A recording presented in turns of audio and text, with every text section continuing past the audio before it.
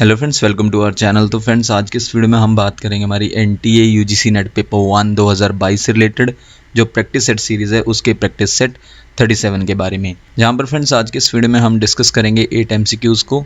तो आप सभी वीडियो का फॉर्मेट जानती हैं, तो हम डायरेक्ट अपने फर्स्ट क्वेश्चन पर चलते हैं, जहाँ पर आज का हमारा पहला क्वेश्चन है पाइथन इज़ ए और एन डैश। जहाँ पर फ्रेंड्स ये क्वेश्चन पूछा गया था 24 सितंबर 2020 के शिफ्ट 1 में। ये क्वेश्चन पूछा गया था यूजीसी नेट पेपर 1 में। आप हमें इस क्वेश्चन का करेक्ट आंसर बता सकते हैं इसी वीडियो के नीचे कमेंट करके 10 सेकंड के अंदर, जहाँ पर फ्रेंड्स ऑप्शंस आपको खुद रीड करने हैं।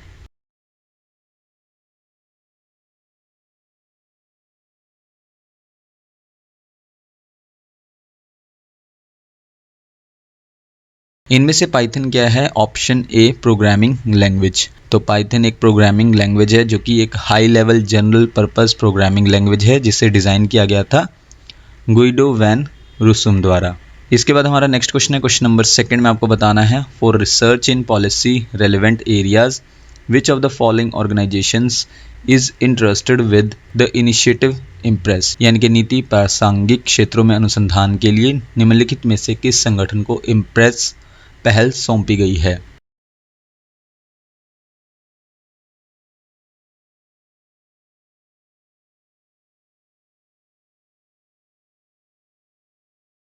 इनमें से वो संगठन है जिसे इम्प्रेस पहल इनिशिएटिव को सौंपा गया है ऑप्शन बी ICSSR, यानी कि Indian council of social science research को सौंपा गया है इम्प्रेस इनिशिएटिव को। जहाँ पर फ्रेंड्स इस क्वेश्चन को हम थोड़ा डिस्कस कर लेते हैं। सबसे पहले MHRD यानी कि ministry of human resource development, जिसका अब नाम है मिनिस्ट्री ऑफ एजुकेशन, इसने लॉन्च किया था एक नई स्कीम को, इम्प्रेस स्कीम को। और इम्प्रेस का फुल फॉर्म आपको पता होना चाहिए, इम्पैक्टफुल पॉलिसी रिसर्च इन सोशल साइंस। तो ये इसका फुल फॉर्म है किसका? इम्प्रेस का। जहाँ पर इम्प्रेस का एम क्या है? प्रमोट करना है रिसर्च को, किस में? सोशल साइंस में। इसके बाद नेक्स्ट पॉइंट में Indian council of social science research in short ICSSR को असाइन किया गया है, सौंपा गया है कौन सा टास्क? मॉनिटरिंग करने का और इम्प्लीमेंटिंग के लिए, यानी कि निगरानी करने का और कार्यान्वयन के लिए, लागू करने के लिए किस स्कीम को? इम्प्रेस स्कीम को। नेक्स्ट पॉइंट है Indian council of social science research के बारे में भी हम थोड़ा जान लेते हैं। Indian council of social science research एक नेशनल बॉडी है जो देखरेख करती है रिसर्च की, किस में? सोशल साइंसेज में, इंडिया में। और इसे इस्टेब्लिश किया गया था न्यू दिल्ली में, कब? 1969 में। इसके बाद हमारा नेक्स्ट क्वेश्चन है, क्वेश्चन नंबर थर्ड में आपको बताना है which of the following schemes of government of India aims to support innovative research projects that are socially relevant, locally need based, nationally important and globally significant. यानी कि भारत सरकार की निम्नलिखित में से किस योजना का उद्देश्य सामाजिक रूप से प्रासंगिक, स्थानीय रूप से आवश्यकता आधारित, राष्ट्रीय स्तर पर महत्वपूर्ण और विश्व स्तर पर महत्वपूर्ण नवीन अनुसंधान परियोजनाओं का समर्थन करना है।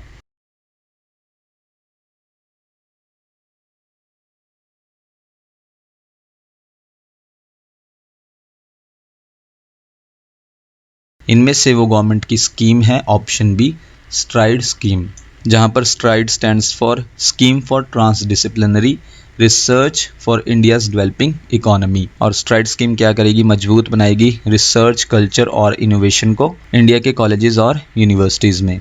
इसके बाद फ्रेंड्स हमारे पास ऑप्शंस में था स्पार्क, जहां पर स्पार्क का फुल फॉर्म आपको पता होना चाहिए। Spark stands for scheme for promotion of academic and research collaboration. इसके बाद नेक्स्ट ऑप्शंस में था इम्प्रेस, जहां पर इम्प्रेस का फुल फॉर्म क्या है? इम्पैक्टफुल पॉलिसी रिसर्च इन सोशल साइंस। और लास्ट में हमारे पास ऑप्शंस में था स्टार्स।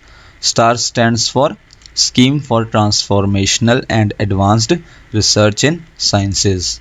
तो ये फुल फॉर्म है किसका? स्टार्स का। इसके बाद हमारा नेक्स्ट क्वेश्चन है, क्वेश्चन नंबर फोर्थ में आपको बताना है which of the following keys of keyboard are called modifier keys. यानी कि इनमें से कीबोर्ड की किन कीज़ को मॉडिफायर कीज़ कहा जाता है।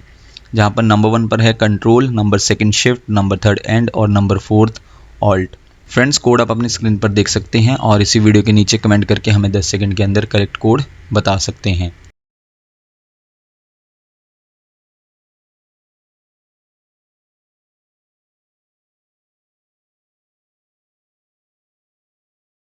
इनमें से करेक्ट कोड है कोड बी, कोड बी के अकॉर्डिंग फर्स्ट, सेकंड, फोर्थ, यानी कि फर्स्ट पर है कंट्रोल, सेकंड पर शिफ्ट की और फोर्थ पर है ऑल्ट की। ये कीबोर्ड की 3 कीज़ कौन सी कीज़ हैं? Modifier keys. इसके बाद फ्रेंड्स नेक्स्ट पॉइंट में है, अगर हम IBM कंपैटिबल कंप्यूटर की अगर बात करें तो मॉडिफायर कीज़ में इंक्लूड हैं ऑल्ट, कंट्रोल, शिफ्ट और विंडोज़ की। ये सभी मॉडिफायर कीज़ हैं किस में? IBM कंपैटिबल कंप्यूटर्स में। इसके बाद नेक्स्ट पॉइंट में अगर हम एप्पल मैकिंटोश कंप्यूटर के बारे में अगर बात करें तो कंट्रोल, ऑप्शन, कमांड और शिफ्ट कीज़ ये मॉडिफायर कीज़ हैं। इसके अलावा ज़्यादातर लैपटॉप में या फिर कुछ डेस्कटॉप कीबोर्ड्स में जो है FN क्या है? एक मॉडिफायर की है। इसके बाद हमारा नेक्स्ट पॉइंट है, 4 कीज़ जो हैं वो कीबोर्ड में मॉडिफायर कीज़ हैं। देन इसके बाद मॉडिफायर की जो है वो वर्क करती है, काम करती है कॉम्बिनेशन में किन्हीं दूसरी कीज़ के साथ और इंटरेस्टिंग और अनबिलीवेबल आउटपुट प्रोवाइड करती है। एग्जाम्पल के लिए जैसे कंट्रोल एक मॉडिफायर की है, जब हम उसे किसी और की के साथ यानी कि की ए के साथ प्रेस करते हैं यानी कि कंट्रोल प्लस ए करते हैं तो सारा टेक्स्ट जो है सिलेक्ट हो जाता है। इसके बाद फ्रेंड्स नेक्स्ट पॉइंट में जो ट्रेडिशनल PC हैं, पर्सनल कंप्यूटर्स के कीबोर्ड्स हैं, उनमें 12 फंक्शन कीज़ होती हैं F1 से लेकर F12 तक और कुछ स्पेशलाइज्ड PC कीबोर्ड्स में 24 फंक्शन कीज़ होती हैं F1 से लेकर F24 तक। देन इसके बाद नेक्स्ट पॉइंट में एप्पल के डेस्कटॉप कंप्यूटर कीबोर्ड्स में नंबर पैड के साथ जो है 19 फंक्शन कीज़ होती हैं, जहां पर F1 से लेकर F19 तक फंक्शन कीज़ होती हैं किसमें? एप्पल के डेस्कटॉप कंप्यूटर में। इसके बाद हमारा नेक्स्ट क्वेश्चन है, क्वेश्चन नंबर 5 में आपको बताना है e-commerce involves buying and selling of dash.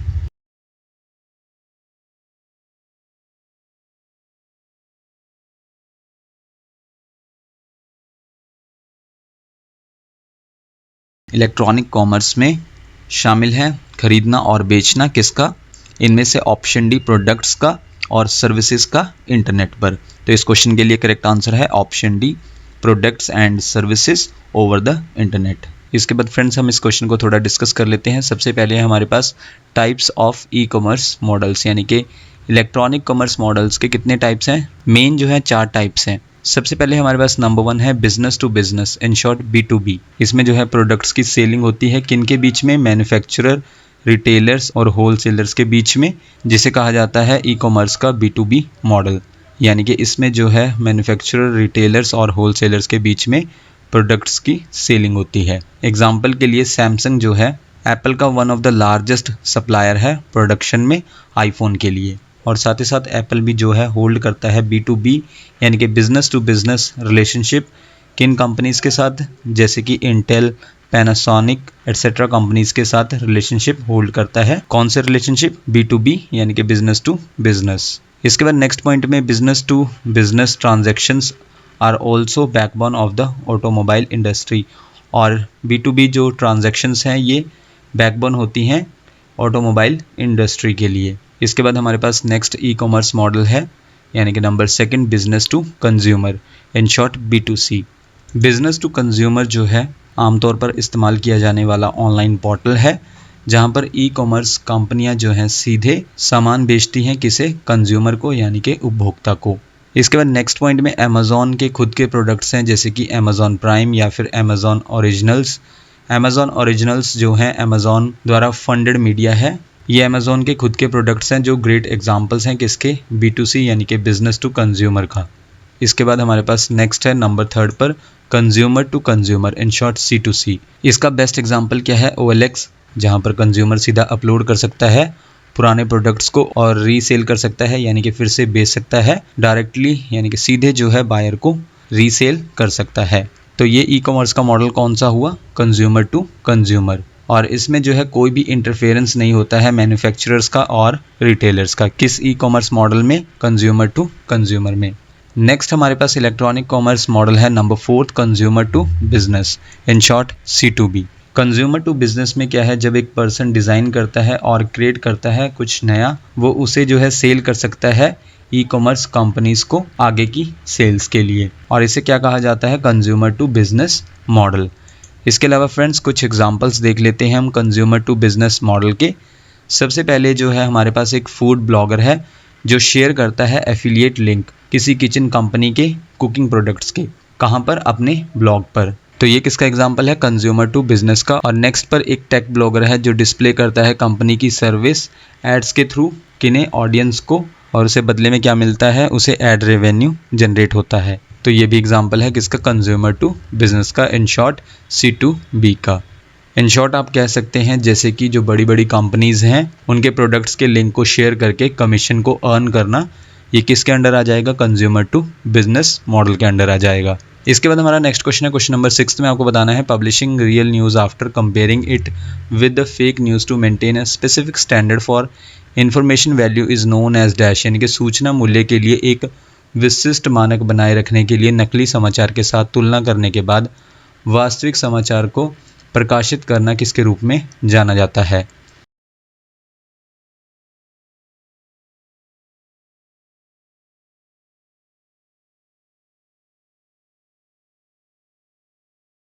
इसे जाना जाता है ऑप्शन ए, गेट कीपिंग के रूप में। नेक्स्ट क्वेश्चन है, question number 7, the increase of contaminated substances और toxic chemicals in the food chain is called dash, यानी कि खाद्य श्रृंखला में दूषित पदार्थों या जहरीले रसायनों की वृद्धि को क्या कहते हैं।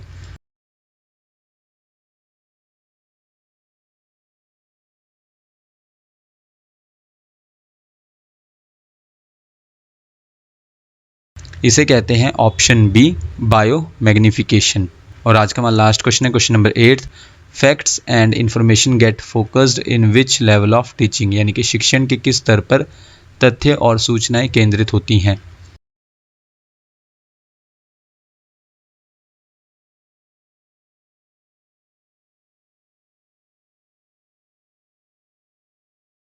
इनमें से वो शिक्षण का स्तर है, यानी कि लेवल ऑफ टीचिंग है, जिसमें तथ्य और सूचनाएं केंद्रित होती हैं, ऑप्शन ए, मेमोरी लेवल। और इसके अलावा फ्रेंड्स 3 लेवल है टीचिंग्स के, जहां पर नंबर 1 है मेमोरी लेवल, ये एग्जांपल है थॉटलेस टीचिंग का। सेकंड पर है अंडरस्टैंडिंग लेवल, जिसमें थॉटफुल टीचिंग होती है। नंबर 3 है रिफ्लेक्टिव लेवल, जो कि उदाहरण है किसका, अपर थॉटफुल टीचिंग का। तो फ्रेंड्स ये थी हमारी आज की वीडियो, जिसमें हमने 8 MCQs को कवर किया। आप हमें इसी वीडियो के नीचे कमेंट करके बता सकते हैं कि आपने टोटल क्वेश्चंस यानी कि 8 MCQs में से कितने MCQs को करेक्ट मार्क किया। नेक्स्ट वीडियो आपको जल्दी चैनल पर मिल जाएगी। So thank you friends for watching this video.